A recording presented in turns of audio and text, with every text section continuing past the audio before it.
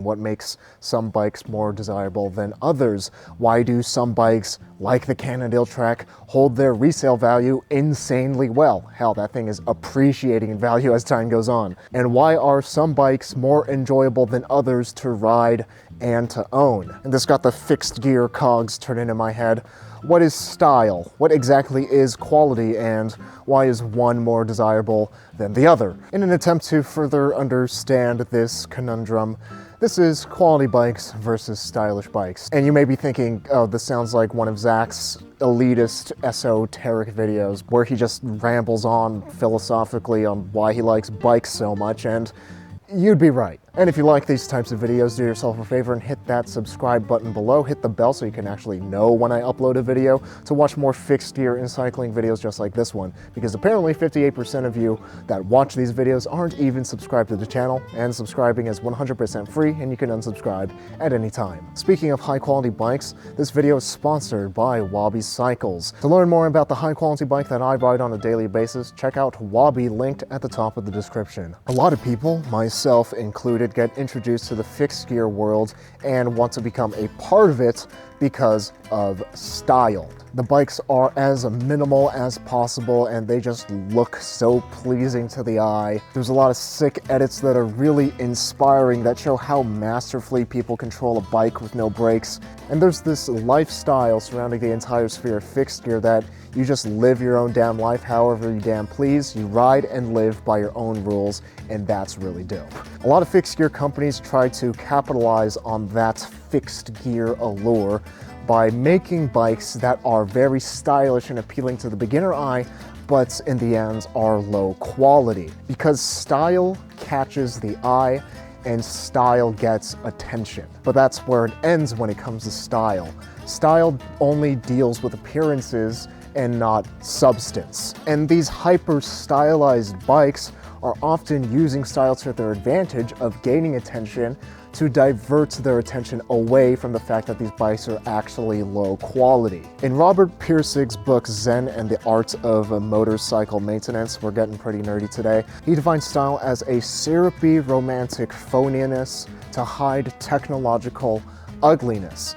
And that's exactly what we see when we look at hyper-stylized bikes. They use a slick coat of paint and these super deep wheels to make people think about how cool the bike looks, how cool they would look on the bike, rather than how much fun they would have on the bike. Because in reality, these bikes are often really heavy, unreliable, and just not all that fun to pedal. When you become a big bike nerd, you can look at a bike and see the designer's intention behind making it the way it is. And with a lot of these hyper-stylized bikes, particularly fixed gears, the style is there to hide the intention of the people that made it. And a lot of times their intention is just to make the most amount of money possible. How cheaply can they build this bike, and how expensive can they sell it to people that don't know a lot about bikes? When money is the only intention behind an action, when there's no passion, when there's no love for cycling, when there's no burning desire to share that love for cycling with other people, the end product comes out reflecting the intention. Ugly, shallow, uninspired cookie-cutter bikes that lose 50% of their value right after you walk them out of the bike shop. A few years ago, I was hanging out at Retrogression in San Diego and talking to Scrod, the owner, who's another big bike nerd. And I was asking him why he rides a purple EAI bare knuckle when he can ride any bike that he possibly wants.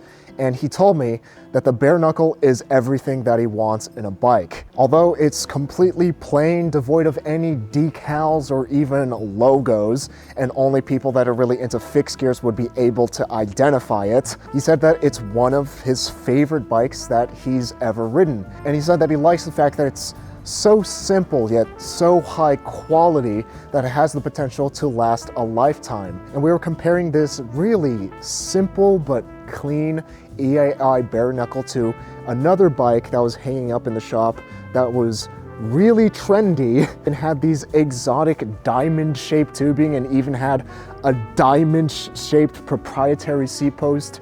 And Scrod said to me, I know that I could be riding my bare knuckle in 20 years, but where's that thing gonna be in 20 years? And here we are, only 5 years later, and everyone has already completely forgotten that the Aventon Diamond even existed. Style deals with appearances, but quality deals with the underlying form of things. Quality is how a builder designs a bike that will be insanely fun to ride for its specific purpose for that specific rider. From choosing the right frame material to balancing the tubing wall thicknesses and diameter to balance the weight and stiffness of the bike, to calculating a comfortable yet zippy geometry, to speccing the build with beautiful yet bomb-proof components, to making sure that every bolt is torqued and greased properly to ensure the bike will be fun for a lifetime. Quality is not always seen,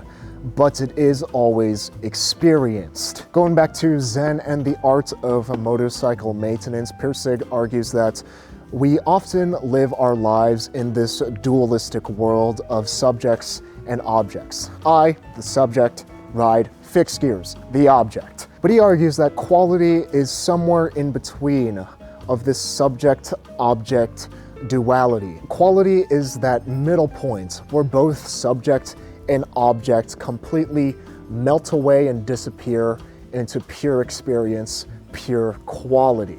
It's that experience that fixed gear riders often say that fixed gear riding is a completely zen experience, and it feels like you and the bike are one. And the best example of that moment of pure experience, pure quality that I've been able to think of is that scene in Ratatouille where Anton Ego eats the food and then is transported back into his childhood. Quality is pre-conscious. You experience it before you even realize you're experiencing it. I like to think of it as the gasp moment. It's that, I'm going to sound like the biggest shill in the world for saying this, but the first time I rode a Wallaby, this was before they sponsored me, this was before they even sent me any bikes to review, this was before they even knew who I was probably. But my brother built up a Wallaby Special that he bought off of eBay, and I was just riding it around in a circle in the garage, and the first pedal stroke that I put on it, I had that moment, I was like, oh, whoa, this thing is different. And in that moment, I knew that I had to get myself one. And I actually experienced it recently when I was unboxing this gorgeous Alter chainring. It looks so much cooler in person than in the photos. This is so sweet. I knew that it was so good deep inside me, and I reacted to it in such a visceral way before I was able to even consciously think of the words as to why I thought it was good. Let's do a quick experiment. I'm going to show you two fixed gears of different quality, and just take a mental note of which one you think is higher quality. Both of those bikes weren't on screen long enough for you to be able to really look at each bike, but I imagine most of you chose bike number 2 as the higher quality bike. And this is what I mean when I say quality is pre-conscious. It's a gut feeling that you have. Style and quality are by no means mutually exclusive. There's a lot of stylish bikes that are also clearly high quality, just like my Wallaby Special. But stylish bikes are ones that look good, while quality bikes are ones that are good. A great litmus test that I like to ask people for whether their bike is high quality or not is, would you still ride that bike if it was stripped of paint and had no logos on it? If you answer yes to that question, that bike is probably high quality. If you answer no to that question, it's probably just really stylish. You can remove or change the style from a bike because style is inherently shallow. But you cannot remove the quality from a bike because quality is built right into the fabric that makes up things. Quality is transcendent. You can make this 3-wrench less stylish by stripping it of its sparkly gold paint job, but the only way to strip it of its quality is to destroy it. The opposite is also true. This low quality but stylized $100 Walmart lead tank of a Fixie will always be low quality no matter what you do to it.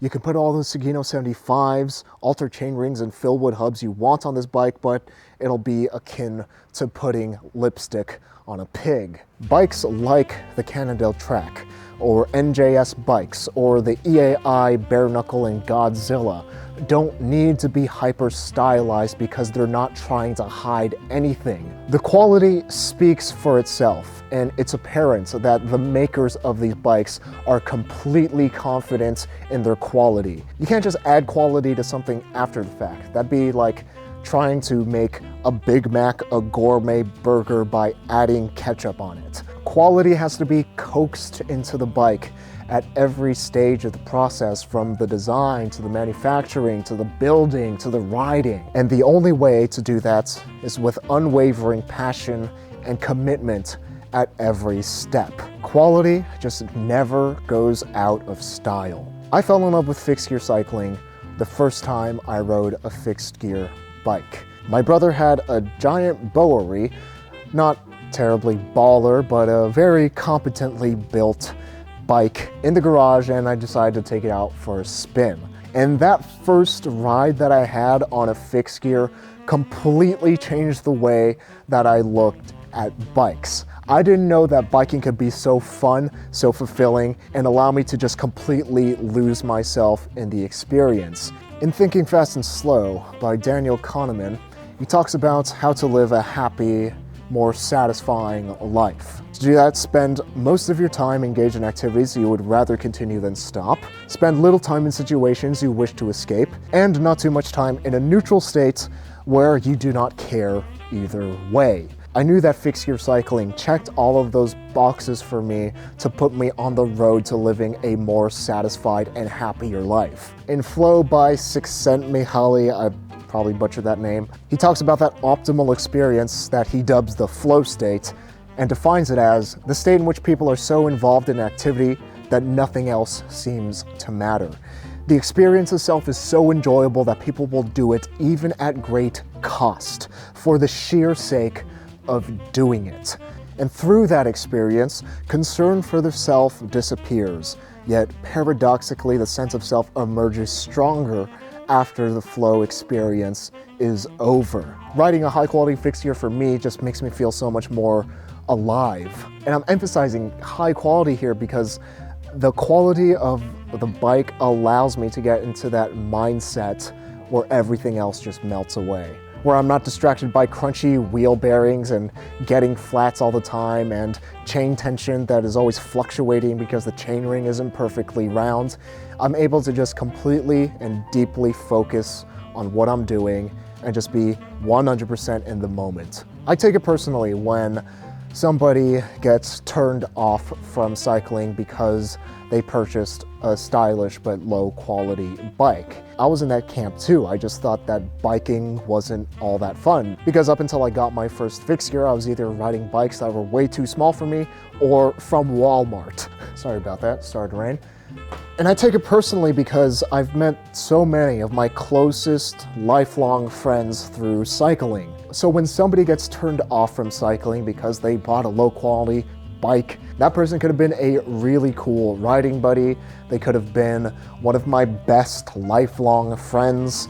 And most importantly, they could have been a subscriber that goes to wobbycycles.com to make me more money. And riding a high quality bike can be that little push that sends them bombing down that hill of falling in love with cycling, because it certainly was for me. And I can say with 100% confidence that my daily life is better because of that initial experience with a high quality bike. And Fixie famous shoutouts to Stand Strong 108, Ryan Witt, Julian Corona, Gio Dezera, and Zane Kolnick for helping to make these fixed gear videos possible through their support on Patreon.